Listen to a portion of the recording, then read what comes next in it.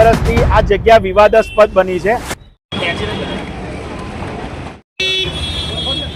વિકાસ કરવાની જગ્યાએ માત્ર ને માત્ર વાણી વિલાસ કરી રહ્યા છે। બદલાવ આપજો, અમે ચોક્કસ નડિયાદનો 2.5 વર્ષની અંદર વિકાસ બતાવીશું। કે છેલ્લા 1.5 મહિનાથી અને છેલ્લા લગભગ નડિયાદથી 1 વર્ષથી આ જગ્યા વિવાદાસ્પદ બની છે। અહીંયા કાંસને સાફ કરવાની બહાને આ લોકોની દુકાન તોડી નાખવામાં આવી। છેલ્લા 1.5 મહિનાથી આ જ પરિસ્થિતિ છે। પતરા મારી અને રોડ બ્લોક કરીને મૂકી દીધો છે। પ્રજાને આવવા જવામાં ખૂબ તકલીફ પડે છે। આ અંધારું અને મહાનગરપાલિકાનું તંત્ર નથી, અંદર સાફ સફાઈ ચાલતી નથી, કોઈ રિપેરિંગ ચાલતું, આ જ રીતે પરિસ્થિતિ પડી રહી છે। અને હાલમાં અત્યારે પ્રજાને એટલી બધી તકલીફ પડે છે, રોડ રસ્તા તૂટેલા જોવા મળે છે, ચારે બાજુ ગંદકી દેખાય છે। પરંતુ સ્થાનિક નેતાઓને અત્યારે ઇલેક્શન આવે અને માત્ર ને માત્ર ખાતમુહૂર્ત કરવામાં રસ છે। જો આજ ખાતમુહૂર્ત છેલ્લા 5 વર્ષનો તમે નડિયાદનો ચિતાર લઈ લો, 5 વર્ષમાં નડિયાદમાં ક્યાંય ખાડા ઓછા નથી થયા, ઉપરથી વધારેમાં વધારે નડિયાદ ખાડા નગરી થઈ ગયું છે।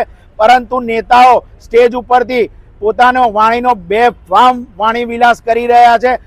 વિકાસ કરવાની જગ્યાએ માત્ર ને માત્ર વાણી વિલાસ કરી રહ્યા છે। જો વિકાસ કરવો હોય તો પ્રજાને સાથે રાખવી પડે, પ્રજાલક્ષી કામ કરવા પડે। માત્ર ને માત્ર ઇલેક્શનને અનુલક્ષીને આખા નડિયાદની અંદર વિકાસના કામો કરવાના બહાના ઉપર અને એક પ્રચાર શરૂ કરી દેવામાં આવ્યો છે। એનો વિરોધ છે કે તમે જો કામ જ કરવું છે તમારે તો આ 13 વોર્ડની અંદર 13 વોર્ડમાં વિકાસ કામ ચાલે। શું 13 વોર્ડમાં એક સાથે 13 એજન્સીઓ કામ કરશે? નહીં કરે। પરંતુ ઇલેક્શનને લીધે એક ખોટો ભ્રામક પ્રચાર આ લોકો કરી રહ્યા છે, જેનો અમે ખાસ વિરોધ કરીએ છીએ। સરકાર લાખો અને કરોડો રૂપિયાની ગ્રાન્ટ આપે છે, શેના માટે? વિકાસ માટે। પરંતુ સ્થાનિક નેતાઓ પોતે આ કામ કરી રહ્યા છે તેવું એક ડોળ ઊભું કરી રહ્યા છે, પ્રજાની વચ્ચે ખોટો ભ્રામક પ્રચાર કરી રહ્યા છે। ગ્રાન્ટ સરકાર આપે છે, સરકાર ધારાસભ્ય કોઈ પણ પક્ષનો હશે, મહાનગરપાલિકામાં સત્તા કોઈ પણ પક્ષની હશે, પરંતુ મુખ્યમંત્રીની ગ્રાન્ટ આવશે, શહેરી વિકાસ યોજનાની ગ્રાન્ટ આવશે, મહાનગરપાલિકાની પણ ગ્રાન્ટ આવશે। ગઈ સાલ એટલે વર્ષ 2025માં મહાનગરપાલિકા થતા આ જ કાંસ માટે 15 કરોડ રૂપિયા ફાળવ્યા છે। હું પ્રજાને પૂછું છું કે જો 15 કરોડ રૂપિયા ફાળવ્યા હોય તો આજે પરિસ્થિતિ હોય? આ માત્ર ને માત્ર આપણે ટેક્સ ભરીએ છીએ, આપણને હેરાન કરવા માટે આ બધું ઊભું કરવામાં આવ્યું છે।